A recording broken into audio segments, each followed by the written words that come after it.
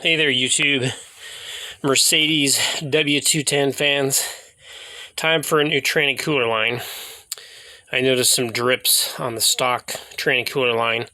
There's two of them on the e320. This is applied to a 98 through 05. I'm sorry, 98 through 03 W210s, but it might apply to other models as well.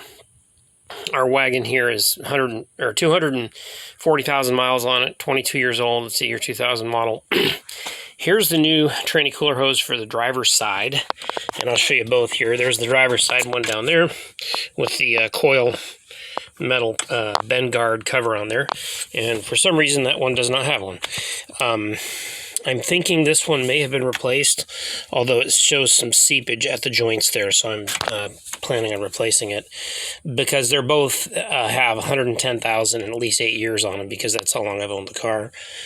And just it's the kind of thing you don't want to go poof on a long drive. Anyways, here's what I've got going. So I could find this one. Everybody listed it. Everybody seemed to have it. This was all of 20 bucks, I think, on Amazon. And here's the, if you're buying it in the Rain brand, there is the main large number TRC0155. And apparently, I'm presuming this label's correct, could be known by the 01999788482 number as well. That sounds like an OE Benz number. Anyhow, that nobody listed the other one. So how do you replace that? What do you do if nobody's listing it? Well, these hoses are not rocket science. What they are is they're a barbed metal fitting with a hose and then a crimp. And so you can replace these yourself. Here's how you do it. You pull the hose off the car, which I haven't done yet. You'd cut through that metal crimp there. You're going to take a die grinder and make a cut down that metal crimp and then peel it off, and that'll expose the hose, and you can just pull it right off. What has happened is the hose has aged, and the reason they start leaking is it gets too big, clearance develops, and then oil pressure can squirt out, and that's how you get a burst hose, usually at the ends. And here's what I'm going to replace it with. So using tranny oil cooler line, I've got me plenty of length here. This is just a little test piece that I put together. And I'm going to be using these special clamps, which I'll tell you more about in just a sec. Okay, so here's the plenty of length. I think what I have down there is about 12 or 14 inches worth of hose need. And here I have Gates 5/16 trans mission oil cooler hose. That's the correct stuff. Never use any hose on a tranny oil cooler, but the stuff that's rated for high PSI and high temperature. That was all of, I think, $2.50 or $3 a foot at O'Reilly's. But here's the unique and new thing. Here's these clamps, and a guy on the forums told me about these a couple weeks ago. And I had known about Otterker clamps before. They're crimp clamps, and they go on real tight, and they are hard to come off. They're more secure, really, than a screw clamp. And you get this really killer set of stainless steel, quite a variety of sizes, from the tiniest on up to a full inch, I believe those are. Let me see, the label on the front here says. Yeah, up to 25.6 millimeters, all the way down to a quarter. 6 millimeters is a quarter inch, basically. Okay, so here's how those work. Let me close this up so I don't drop them. Okay, you got a tool. Here's the crimping tool. Crimping tool is going to bite down on the little ear. That is here. Okay, let me find you the piece. All right. And what I've got here is I've got one that's compressed and one uncompressed. There's the compressed one there. Okay, you can see how I bit down on it. And as a test, this is just a little chunk of the same exact hose, like too small to do anything with.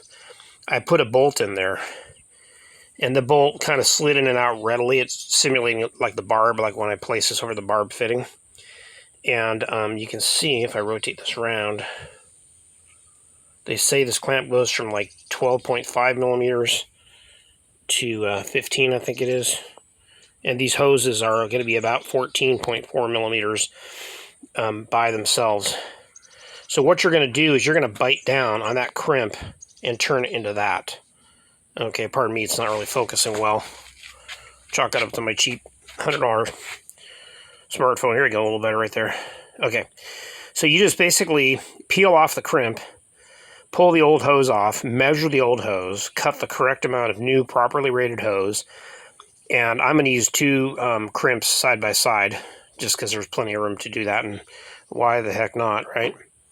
Double strength, and it's just going to be a little easier to do it off the car because you'll have room to maneuver that tool to do the crimp. And I mean, when I crimp that thing down, I'm like, whoop, that ain't coming off. Now, on the Amazon video where they sell that crimping tool set, and I'll try and link to that below in the description, the guy shows you just kind of put a screwdriver there or that tool, hook it on that if you ever have to take these off. And then once you hook it into that and pull hard, it unravels the crimp and the thing comes loose. But that's a form of what you call an Oetiker clamp.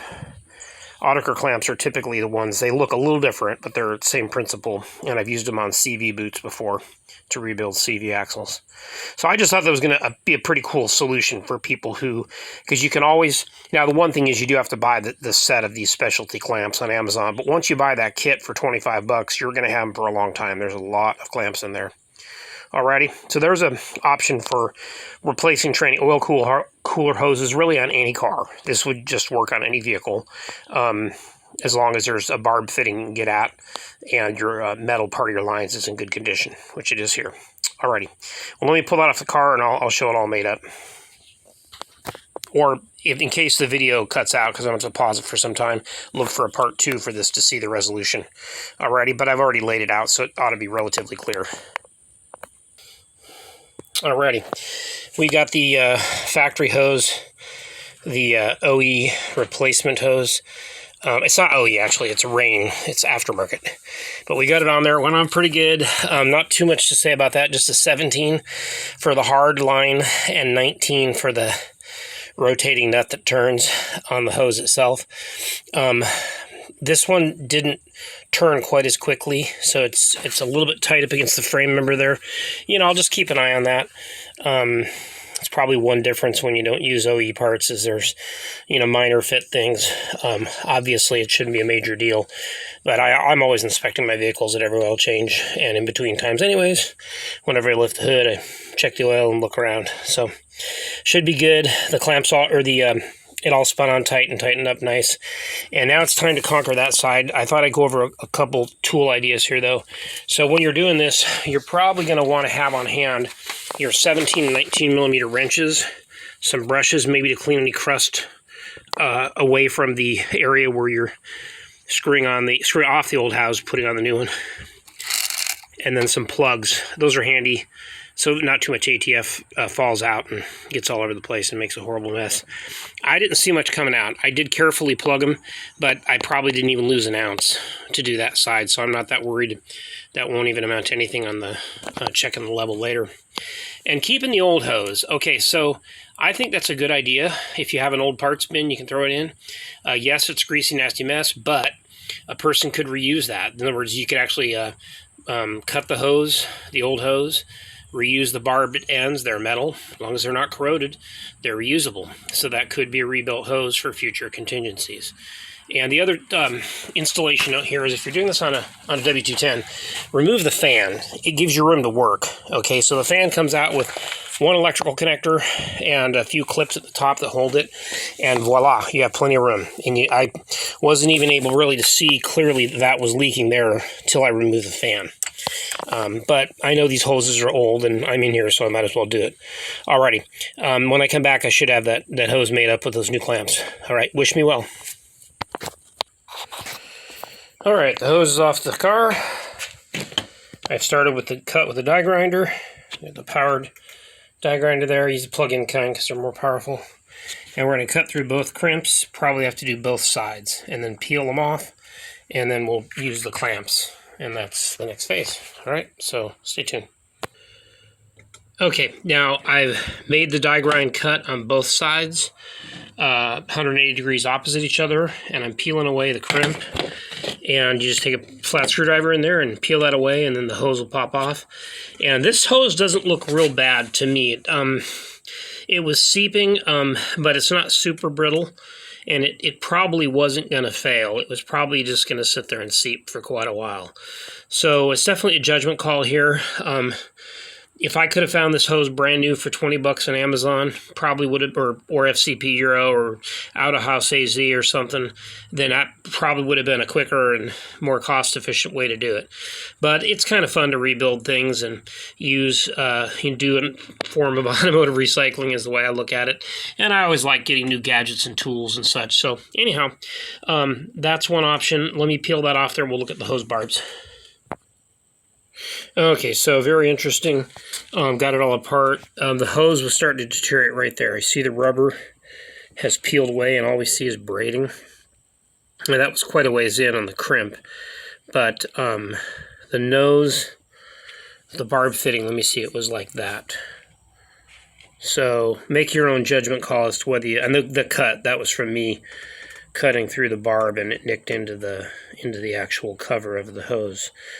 But there's going to be enough room on there, I think, just for one clamp. Let me see if I can get that in there and I'll show you what I'm planning on doing, okay? But these clamps are super tight. I mean, once that goes on there, man, it was not coming off for nothing. Okay, so another option would be to have a hydraulic hose shop make you up hoses. Usually, they're going to need you to bring them these. Your metal barbed ends, and then they simply attach their proper rated hose correctly with a crimp. They might even use clamps like this if that's what they have. So you got a few different options here. I just thought I'd put them out there. I have done this procedure on my ML500. Same vehicle, drivetrain-wise, has the V8, not the V6, like the wagon does. And it was about the same procedure, but I did use just regular automotive screw clamps, 2 of them side by side. So I'm thinking I'm going to be, I like these clamps so much, once they're on here successfully, I'll be, probably when time allows, I'll take the ML hoses off and redo the clamps. And the screw clamps are working fine. They're perfectly fine. They've been on there for 1.5 years now, and no leaks, no problems. Okay, so we'll come back when